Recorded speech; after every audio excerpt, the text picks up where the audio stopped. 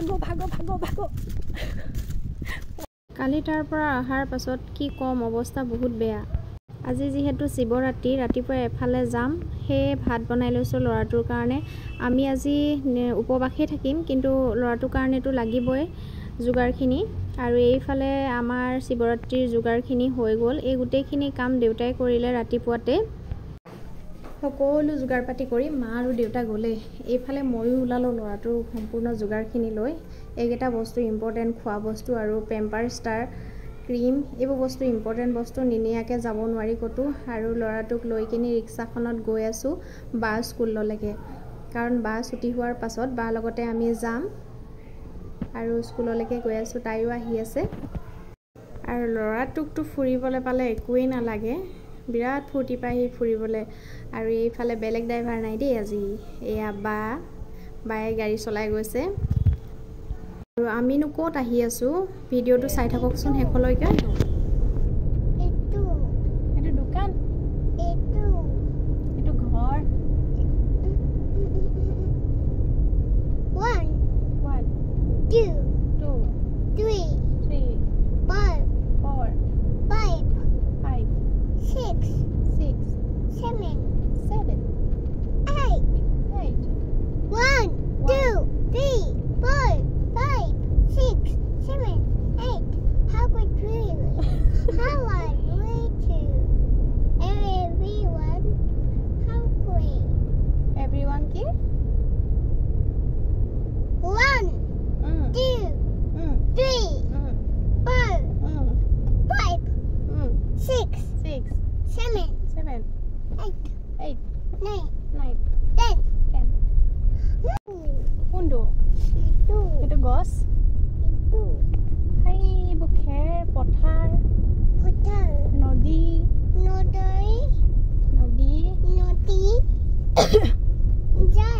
যায় এয়া মানে আজি আমি আহিছোঁ মাৰ মাকৰ ঘৰলৈ মাৰ মাকৰ ঘৰতে আজি পূজা ভাগ পাতিম বুলি ভাবিছোঁ আৰু সেয়ে মাহেঁত আগতে গুচি আহিলে এইফালে মায়ে হাৰা পোছা কৰি গোটেইখন চাফা কৰি লৈছে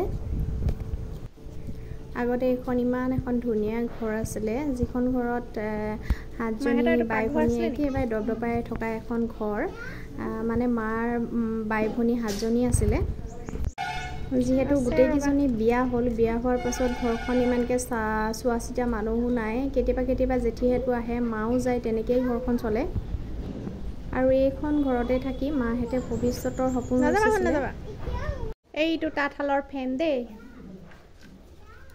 ভাগিছে মানুহ যিহেতু নাথাকে ভাগি গৈছে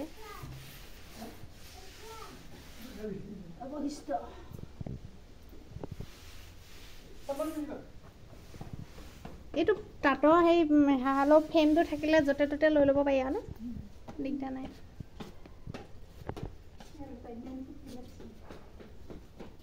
এইটো কিনো এইটো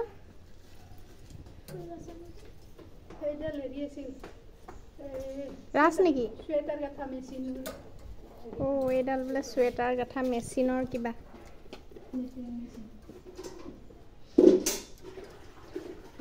চুৱেটাৰ আপোনালোকে গাঠে নেকি আগতে চুৱেটাৰ আপোনালোকে গাঠে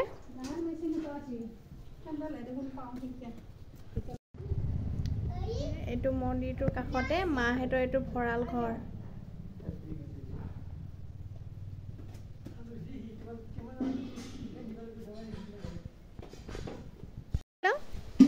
এইটো কি ঘৰ আছিলে এইটো বোলে হাঁহৰ গঁৰাল আছিলে হাঁহ আৰু ছাগলী বন্ধা গঁৰাল এইটো ইয়াতে জম্বি আছে দেই জম্বি আছে নাহে বা এইটো ইমান ডাঙৰ টেকেলি কি বস্তু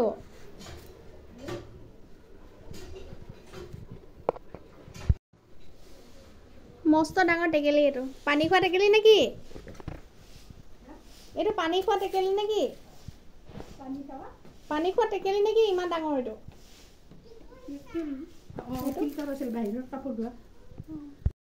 এই ঘৰটোৰ কিনাৰতে আৰু এটা ৰুম আছিলে সেইটোত বোলে মাহেঁতে থাকে আৰু তাতে আকৌ এনে নাথাকে যেতিয়া মাহেকীয়া হয় তাতে শুৱে বোলে মাহেকীয়া হ'লে শুৱা ৰুম সেইটো আৰু এইফালে ঠেলা আছিলে চাগে, ঠেলাৰ চকা, ঢেঁকী, ভেঁকী নহয় ঢেঁকী, ঢেঁকীও এটা আছে। ইয়াতে আছে নাঙল আছে, ৰচুন। আজিকালি নাঙল দেখি পাবলৈ নাই, এইটো হাল বোৱা নাঙল। এইটো মই অকণমান দেখাই দিছোঁ বাৰু, এইটো হাল বোৱা নাঙল। দাঙিব নোৱাৰি অ', বিৰাট গধুৰ। আৰু এইটো বা কি আছিলে,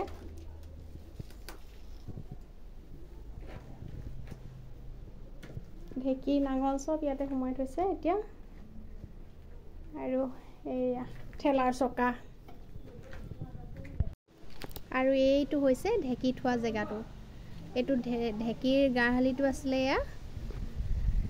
আৰু যিহেতু মাহঁতৰ 7জনী বাই ভনী পুৰা বিহু আহিলে চাগে গমগমাই আছিলে ঢেঁকীৰ শব্দত। এইয়া ইয়াতে মানে আগতে ধানো বান্ধে, ধান বান্ধি খায়। আগতে ইমান মিলত নবনাইতো মানুহে, ঢেঁকীতে ধান বান্ধে। মাহঁতে ঢেঁকীত ধান বান্ধিছিলে হয়নে? ঢেঁকীতে ধান বান্ধে আগতে। হা,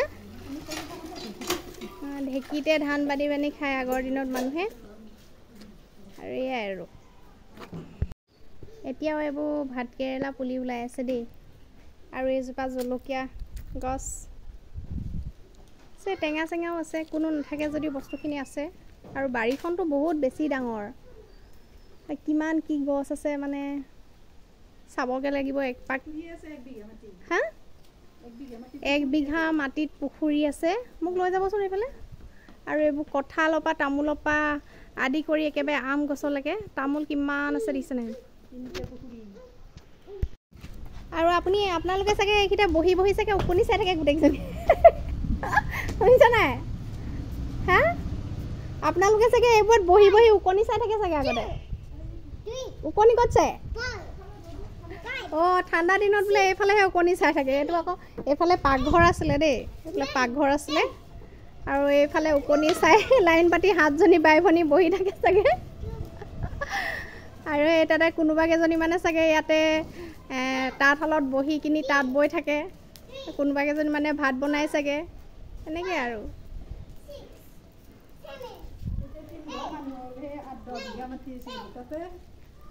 আলু, বেঙেনা, কবি, মূলা এই খেতিগিলা আছিল।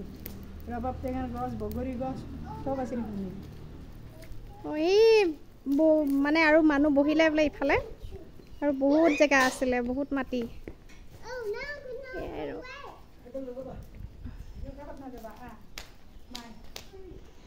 মাহঁতৰ সেৱা পূজা কৰি আজৰি হোৱাৰ পাছত এইফালে মন্দিৰৰ সকলো বস্তু যোগাৰ কৰি লৈছে।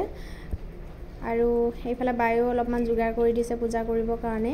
যিহেতু বেলেগকৈ পূজাৰী মতা নাই, আমি যেনেকৈ পাৰোঁ তেনেকৈ পূজা কৰিছোঁ। আৰু সেয়া বায়ে যিখিনি জানে শিকাই দিছে মাকো। মাহঁতৰ ঘৰত যিহেতু মানুহ কোনো নাথাকে, সেইটো কাৰণে এই মন্দিৰ ভাগত পূজা পাতল কৰা মানুহো নাই।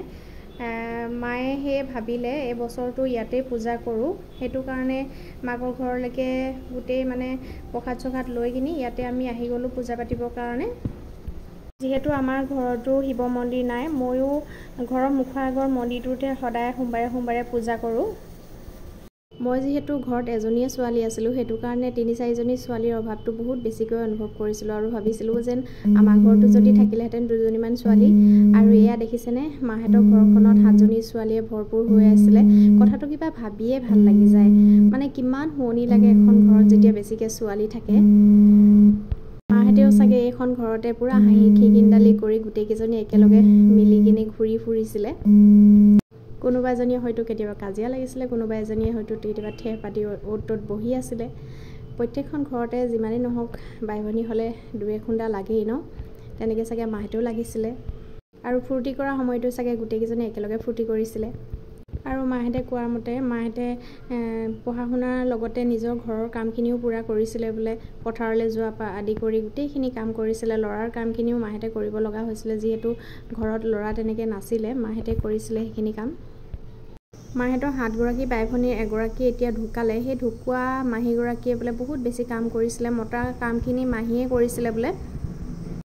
আজিৰ দিন হোৱা হ'লেতো মাহেঁত সেই সময়ত পপুলাৰ মানুহ হৈ গ'লহেঁতেন, কিন্তু সেই দুখৰ বিষয় সেই সময়ত সেই বস্তুখিনি নাছিলে। ফেচবুকেই হওক বা ইউটিউবেই হওক, আজি কিমান দিনো হৈছে ওলোৱা, সেই সময়ত নাছিলে। আৰু সকলোৱে পূজা পাতল কৰি হোৱাৰ পাছত বাই এইফালে অকণমান শিৱ বাবাক জপ কৰি লৈছে, আৰু মই এইফালে অকণমান বোলো ভিডিঅ'টো বনাই থৈ দিওঁ। আৰু এখন মানুহ নহা ঘৰ পিছফালে মই গৈ আছোঁ, ৰ'ব দেখাই আছোঁ আপোনালোকক। এইখন বন্ধ, কোনফালে বা যায়। আৰু ইমান দিন মানুহ নোহোৱা এখন ঘৰ, মই কেতিয়াবা আহে জেঠীহঁতে মাহঁতে, মই আহি আছোঁ এইফালে পিছফালে অকলে ভয় লাগে, হ'লেও আহিছোঁ আৰু দেই। কিবা আছে, এদিনো আহি পোৱা নাই মই এইফালে। আজি যাওঁচোন, বাৰীখন চাই আহোঁ। মাও এইফালে কিবা কৰি আছে, পূৰা জংঘল হৈ আছে।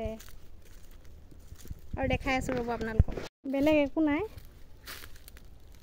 কিবা বাঘ চাঘটো নোলাই চাগে এইফালে, সাপ চাপ ওলাই বুলিহে ভয় লাগে। অকলে আহি আছোঁ দেই, বা কোনফালে বা যাম।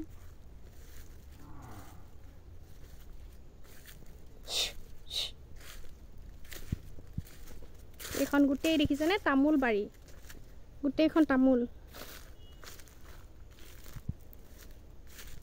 আৰু এইজোপা কি গছ চিনি পাইছেনে? এইজোপাত সৰুকৈ কিবা এটা লাগে গুটি লেখীয়া, আৰু সৰুতে আমি ফুলি পিন্ধিছিলোঁ। আৰু এইবোৰ গোটেই গৰখীয়া গছ দেখিছেনে? এইখিনি গৰখীয়া গছ আগতে আমি খাইছিলোঁ। যিহেতু গাঁৱতে মোৰ ঘৰটো আছিলে, সেইটো কাৰণে মই এনেকুৱা পৰিৱেশ পালে বিৰাট ভাল পাওঁ। যেতিয়াই লগ ধৰে মই তেতিয়াই গুচি আহোঁ। বহুত ডাঙৰ বাৰী আৰু দেই। এইয়া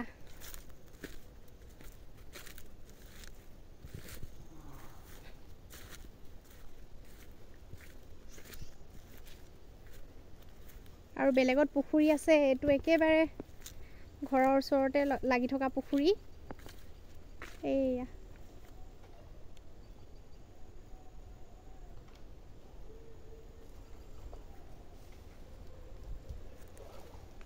আৰু এইফালে পুখুৰী আছে। যাওঁগৈ পাই, মোৰ ভয় লাগিছে। অকলে ইমান দেৰি ইয়াত থাকিব নোৱাৰি, ভয় লাগে। আৰু যিহেতু মোৰ ভয়টো অকণ বেছি, যাওঁগৈ এতিয়া। মানে মই দৌৰিম পূৰা।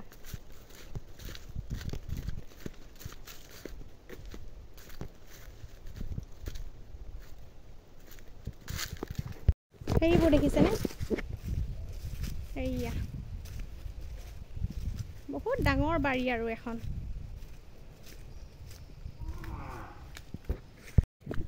ভাগো পলাইছোঁ দেই, ভয় লাগিছে।